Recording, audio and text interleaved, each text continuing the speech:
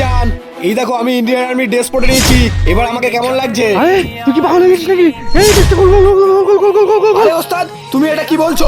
এখন আমি বর্ডারে যাব, আর বর্ডারে যতগুলো ফৌজি আছে সমস্ত ফৌজিদেরকে মেরে আমার দেশের নাম উজ্জ্বল করব। তুই হয়তো জানিস না, তোর মতো আরো 10 জন ওই ফৌজিদেরকে মারতে গিয়েছিল, কিন্তু তারা ওখানে মারা পড়েছে।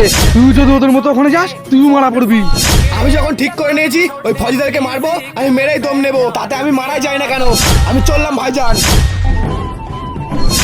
জয় হিন্দ স্যার। জয় হিন্দ। কে তুমি? স্যার, আমার এই বর্ডারে নতুন পোস্টিং হয়েছে, আর মেজর সাহেব আমাকে ভেতরে ডেকে পাঠিয়েছে। ও ঠিক আছে, তাহলে ভিতরে যাও। ঠিক আছে স্যার। আরে মেয়ের সাহেব তো 1 মাস ছুটির বাড়িতে গেছে, তাহলে মেয়ের সাহেব সাথে দেখা করবে কি করে? মনে হচ্ছে একটা আতঙ্কবাদী।